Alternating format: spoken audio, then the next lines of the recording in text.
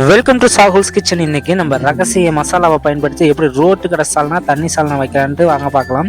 அதுக்கு முன்னாடி நம்ம சாகுல்ஸ் கிச்சன் சேனலை சப்ஸ்கிரைப் பண்ணிக்கோங்க. வாங்க வீடியோக்குள்ள போகலாம். Welcome to my kitchen.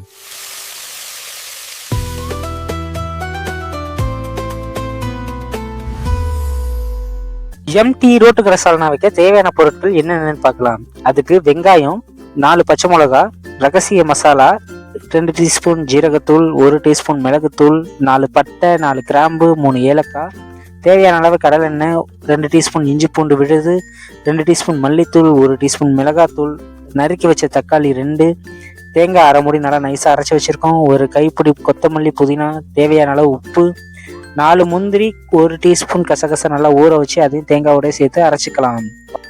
வாங்க சால்னா எப்படி செய்யலான்னு பார்க்கலாம். அடுப்பு பற்ற வச்சு அதில் அடிகனமான பாத்திரத்தை எடுத்து வச்சுக்கோங்க. அதில் நம்ம எடுத்து வச்சிருக்கிற கடலை எண்ணெயை ஊற்றி எண்ணெய் ஹீட் ஆகிற அளவுக்கு வெயிட் பண்ணுங்கள். எண்ணெய் நல்லா ஹீட் ஆனதுக்கு அப்புறமா நம்ம எடுத்து வச்சிருக்கிற பட்டை, கிராம்பு, ஏலக்காவை இந்த எண்ணெயில் ஆட் பண்ணிக்கலாம். எண்ணெய் சூடாக இருக்கும்போது போட்டால் தான் உங்களுக்கு பொரிஞ்சு அந்த ஸ்மெல் எடுத்து கொடுக்கும். நீங்கள் எண்ணெய் சூடானதுக்கு அப்புறமே இந்த பட்டை, கிராம்பு, ஏலக்காவை சேர்த்துக்கோங்க.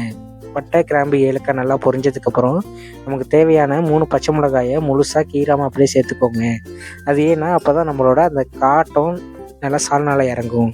பச்சை மிளகா நல்லா பொரிஞ்சதுக்கப்புறம் கட் பண்ணி வச்சுருக்கிற வெங்காயம் வதங்கிறதுக்கு தேவையான அளவு உப்பையும் போட்டு நல்லா வதக்கிக்கோங்க. நல்லா பச்சை மிளகா வெங்காயம் நல்லா வதங்கணும்.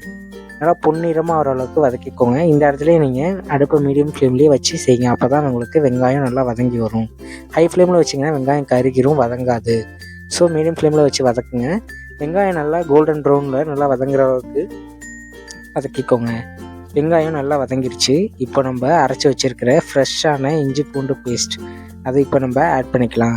இஞ்சி பூண்டு பேஸ்ட்டு நல்லா வதங்கணும். பச்சை வாசனை போகிற அளவுக்கு நல்லா வதக்கிக்கோங்க. இஞ்சி பூண்டு பேஸ்ட்டு சேர்த்ததுக்கப்புறம் நம்ம அடியில் தங்கிடும், அடி பிடிக்கும். அதனால் நீங்கள் அடி பிடிக்காமல் கைவிடாமல் கிளறிக்கிட்டே இருங்க. இஞ்சி பூண்டு பேஸ்ட் நல்லா வதங்கினதுக்கு அப்புறமா நல்லா கிரேவி மாதிரி வரும். வந்ததுக்கப்புறம் நீங்கள் கட் பண்ணி வச்சுருக்கிற ஒரு 3 தக்காளியை இப்போ ஆட் பண்ணிக்கலாம். தக்காளியும் வெங்காயமும் நல்லா வதங்கி உங்களுக்கு கிரேவி மாதிரி வரும். தக்காளி இப்போ நல்லா வதங்கிக்கிட்டு இருக்கு. தக்காளி வதங்கிறதுக்கு ஒரு 5 நிமிஷம் தட்டு போட்டு மூடி வச்சுக்கலாம். இப்போ தக்காளி நல்லா வதங்கிடுச்சு. வதங்கினதுக்கப்புறம் நம்ம எடுத்து வச்சுருக்கிற இந்த ரகசிய மசாலா, ஜீரகத்தூள், மிளகுத்தூள், மல்லித்தூள், மிளகாத்தூள் எல்லாத்தையுமே ஆட் பண்ணிக்கலாம். ரகசிய மசாலானா ஒன்றும் இல்லைங்க, நம்ம பட்டை, கிராம்பு, ஏலக்காய் தான்.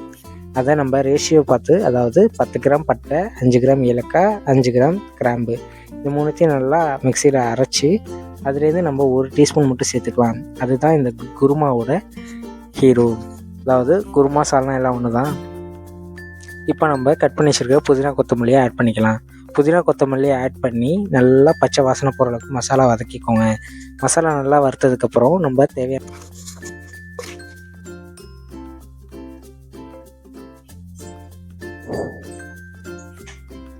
நல்லா கொதித்து எண்ணெய் பிரிகிற அளவுக்கு வெயிட் பண்ணுங்கள். எவ்வளோக்கு எவ்வளோ கொதிக்குதோ உங்களுக்கு சால்னா அந்த அளவுக்கு டேஸ்ட்டாக இருக்கும். நல்லா எண்ணெய் பிரிஞ்சு வர வரைக்கும் வெயிட் பண்ணுங்கள். இப்போ எண்ணெய் பிரிஞ்சு வந்துருச்சு. நம்ம இப்போ அரைச்சி வச்சுருக்கிற தேங்காய், முந்திரி, கசகசா அது எல்லாத்தையுமே இப்போ ஆட் பண்ணிக்கலாம். இந்த நேரத்தில் உங்களுக்கு சால்னாக்கு எவ்வளோ தண்ணி வேணுமோ அதையும் நீங்கள் ஆட் பண்ணிக்கலாம். ஆட் பண்ணிவிட்டு உங்களுக்கு நல்லா கொதிக்கிற வரைக்கும் வெயிட் பண்ணுங்கள். அந்த கொதித்து தேங்காயோட நுரையெல்லாம் அடங்கி வர வரைக்கும் நீங்கள் வெயிட் பண்ணுங்கள்.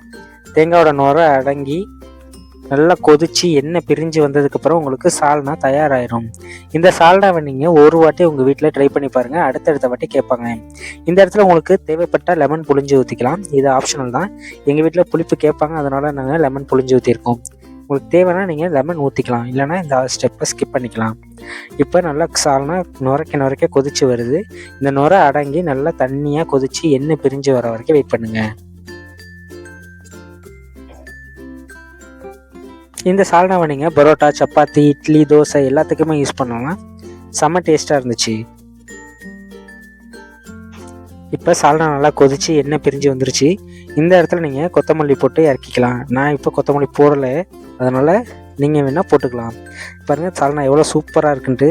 இந்த சால்னாவை நீங்கள் அப்படியே கொதிக்க பரோட்டா மேலே ஊற்றி சாப்பிட்டிங்கன்னா அம்புட்டு ருசியாக இருக்கும். செம்ம டேஸ்ட்டாக இருக்கும். அடுத்த வீடியோவில் சந்திப்போம். டாட்டா.